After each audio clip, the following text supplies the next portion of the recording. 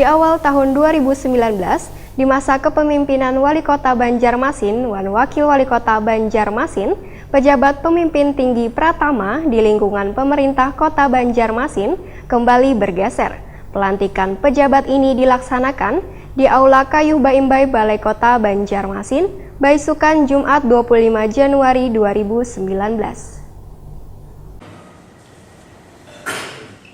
Di awal tahun 2019, di masa kepemimpinan Wali Kota Banjarmasin Ibnu Sina dan Wakil Wali Kota Banjarmasin Hermansyah, pejabat pemimpin tinggi Pratama di lingkungan pemerintah Kota Banjarmasin kembali bergeser. Doyo Pujadi yang sebelumnya staf ahli Pemko Banjarmasin menjadi asisten bidang perekonomian. Kemudian Kepala Dinas Perumahan dan Pemukiman Kalimantan Selatan Arifin Nur menjadi Kepala Dinas Pekerjaan Umum dan Penataan Ruang Banjarmasin. Kemudian Ahmad Nurjaya yang semula sebagai Kepala Dinas Pemuda Olahraga Banjarmasin menjadi asisten bidang administrasi umum. Sedangkan Eza Zain yang sebelumnya menjabat Kepala Dinas Sosial dimutasi menjadi Sekretaris DPRD Banjarmasin. Muhammad Fatur Rahim dari Sekretaris DPRD Banjarmasin menjadi staf ahli Pemko Banjarmasin. Pelantikan pejabat ini dilaksanakan di Aula Kayu Baimbai Balai Kota Banjarmasin Baisukan Jumat 25 Januari 2019.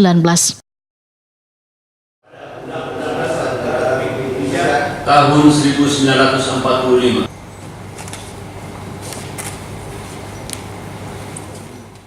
Wali Kota Banjarmasin Ibnu Sina Wetakoni Prima TV berharap agar amanah dan kepercayaan yang diberikan dapat dilaksanakan dengan penuh tanggung jawab, kesungguhan dan keikhlasan. Ibnu Sina menegaskan pelantikan dan mutasi pejabat pemimpin tinggi Pratama di lingkungan pemerintah Kota Banjarmasin ini merupakan bagian dari kebutuhan organisasi dalam rangka percepatan pembangunan dan kinerja birokrasi serta merupakan bagian dari peningkatan kapasitas kelembagaan sebagai bagian dari upaya penyegaran dan peningkatan kinerja ASN di lingkungan Banjarmasin.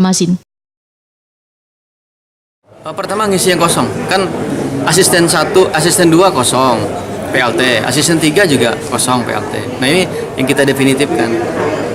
Ya, jadi asisten 2 udah tidak PLT lagi, asisten 3 juga sudah ada yang definitif. Ya otomatis kan karena pejabat eselon 2-nya ada pensiun tadi sehingga kosong, ya harus kita lelang lagi.